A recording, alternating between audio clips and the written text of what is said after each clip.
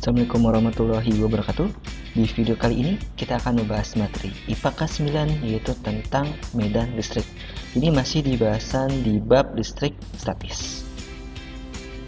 Oke, kita mulai dulu dari pengertian. Oke, medan listrik itu apa? Oke, di sini ada kata medan. Medan di sini bukan nama kota, ya, tapi medan di sini artinya adalah tempat, daerah, wilayah, ya, atau area, ya.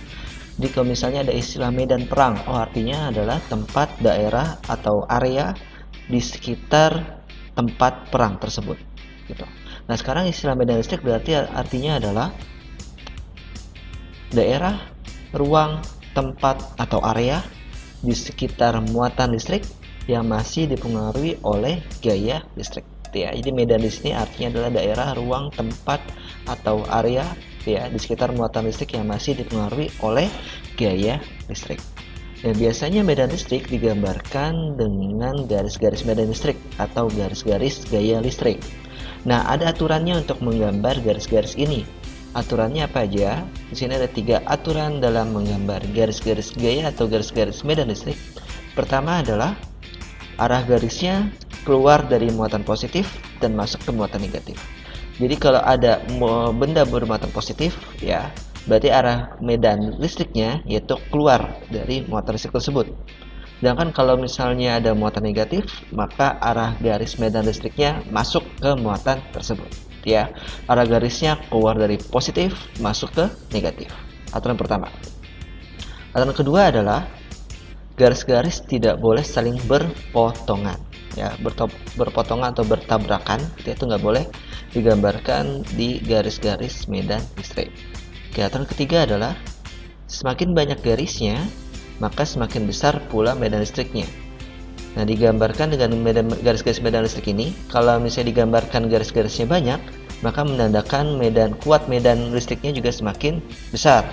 Kalau garisnya semakin sedikit, berarti menandakan bahwa garis-garis medan listriknya juga semakin kecil. Oke, contoh gambarnya di sini ya, ada muatan positif. Ingat, positif arahnya selalu keluar, negatif arahnya selalu masuk. Ya, positif keluar, negatif masuk. Sekarang kita lihat berapa gambar medan listrik, gambar garis-garis medan listrik, dan kita cari yang mana yang benar, yang mana yang salah. Di sini ada 5 gambar garis-garis medan listrik. Oke, gambar pertama di sini ada positif dan positif. Ingat, positif arahnya selalu keluar. Makanya di sini positif keluar, benar keluar, benar keluar. Oke, di sini lihat dia agak lengkung ke atas. Kenapa lengkung? Nah, kalau ini dibuat lurus, maka dua garis ini akan bertabrakan atau berpotongan. Nah, tadi aturan nomor 2 bahwa garis-garis medan listrik ini tidak boleh saling berpotongan. Maka di sini dia akan melengkung ke atas. Yang ini juga lengkung ke atas. Berarti gambar pertama ini benar. Ya, positif keluar, kemudian tidak ada yang berpotongan. Oke, gambar yang kedua, di sini muatan negatif dan muatan negatif. Ingat, muatan negatif arah garisnya selalu masuk. Ya, oke, ini benar, masuk. Nah, di sini juga lengkung, ya. Karena kalau misalnya dibuat lurus, maka akan berpotongan atau bertabrakan. Ya, tadi. Maka yang gambar ini juga benar. Arahnya negatif masuk, ya, kemudian tidak ada yang berpotongan. Kemudian gambar yang nomor 3, di sini ada muatan negatif dan muatan positif. Ingat, negatif masuk, positif keluar.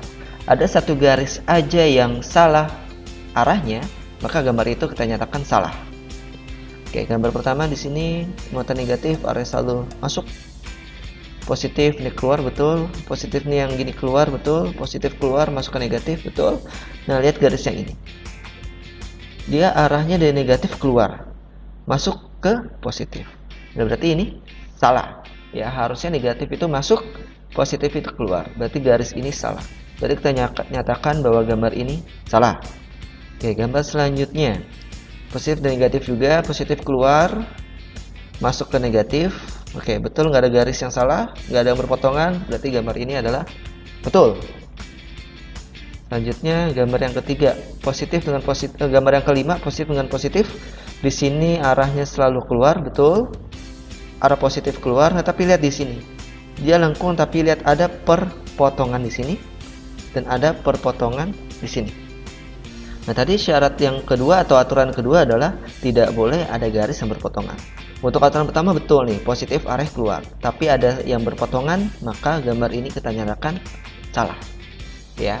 Jadi aturannya tadi pertama positif arahnya selalu keluar, negatif arahnya selalu masuk, dan tidak boleh ada yang berpotong.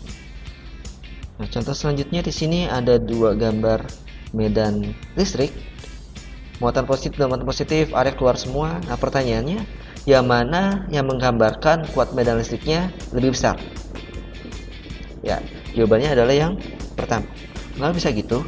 Karena tadi kan aturan yang ketiga bahwa semakin banyak garis-garis medan listrik menandakan bahwa kuat medan listriknya juga semakin kuat. Nah, yang gambar pertama dan gambar yang kedua, gambar pertama tuh garis-garisnya lebih banyak. Berarti kuat medan listriknya juga semakin kuat atau lebih kuat dibandingkan gambar yang kedua. Nah, sekarang kita lihat ke rumusnya. Secara rumus medan listrik artinya adalah gaya permuatannya. Ya, gaya permuatan, gaya listrik permuatannya. Kita ubah rumus ini menjadi E sama dengan kaki per R kuadrat. Oke, secara rumus ini mirip dengan rumus hukum Coulomb. Rumus hukum Coulomb, coba kita ingat bahwa rumus hukum Coulomb rumusnya F sama dengan K kali Q1 kali Q2 per R kuadrat. Sedangkan rumus medan listrik E sama dengan K kali Q per R kuadrat. Bedanya adalah sini Q-nya 1, gitu aja. Ya, bedanya Q-nya adalah 1. Keterangannya pun sama, E kuat medan listrik, K adalah konstanta dielektrik, Q adalah muatan listrik, dan R adalah jarak. Oke, sekarang kita lihat contoh soal tentang perhitungan medan listrik. Kuat medan listrik di sebuah titik yang berjarak 3 cm dari sebuah muatan positif 15 kali sepakat min 6 adalah. Oke, sekarang kita lihat apa yang diketahui di soal. Q-nya 15, ini ya, Q-nya 15 kali sepakat min 6. R-nya 3 cm, ketua baja di meter, cm ke meter naik 2, maka 3 kali sepakat min 2. Oke, ditanya adalah F-nya berapa? Oke. Oh, maksudnya E-nya ini ya. E-nya berapa? E sama dengan K kali Q per R kuadrat. Oke, kita masukkan angka-angkanya tersebut. K-nya tanpa diketahui di soal harus sudah tahu ya, K itu adalah 9 kali sepakat 9. Q-nya di sini 15 kali sepakat min 6. R-nya 3 kali sepakat min 2. Pangkatin 2 lagi. Ingat R di sini adalah kuadrat. Sekarang kita pisahkan angka biasa dengan angka yang pangkat. Angka biasa di sini ada 9 kali 15. Kemudian angka di bawah 3 kuadrat. 3 kuadrat adalah 9. Kemudian bagian kanan angka-angka yang pangkat 10 pangkat 9 kali 10 pangkat min 6 per 10 pangkat min 4. Dari sini min 2, 10 pangkat min 2 dipangkatin 2. Berarti min 2 kali 2 adalah min 4. 10 pangkat min 4. Nah, di sini bisa kita hitung, bisa kita coret nih 9 sama 9-nya, berarti tersisa angka 15. Kemudian 10 pangkat 9 kali 10 pangkat min 6. Ingat perpangkatan kali perpangkatan, pangkatnya ditambah. Berarti 10 pangkat 9 tambah min 6 atau 9 kurang 6 sama dengan 3. Kemudian 10 pangkat min 4 ada di bawah, bisa kita pindahkan ke atas, tandanya berubah, awalnya negatif menjadi positif. Oke. Oke, sekarang 15 kali 10 pangkat 3 kali 10 pangkat 4. Di sini 10 pangkat 3 kali 10 pangkat 4 ya, pangkat kali pangkat. Pangkatnya ditambah, berarti 10 pangkat 3 tambah 4, yaitu 15 kali 10 pangkat 7 Newton per Coulomb. Satuannya Newton per Coulomb. Oke, sini kurang tepat, harus Newton per Coulomb. Kemudian arahnya gimana? Karena muatan positif, maka arah medan listriknya keluar dari muatan. Ya.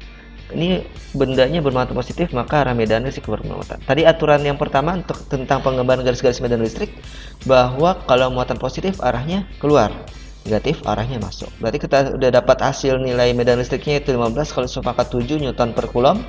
Maka arahnya, karena dia bermuatan positif, maka arah medan listriknya keluar dari muatan. Oke, demikian materi tentang medan listrik. Semoga bermanfaat. Kurang lebihnya mohon maaf. Assalamualaikum warahmatullahi wabarakatuh.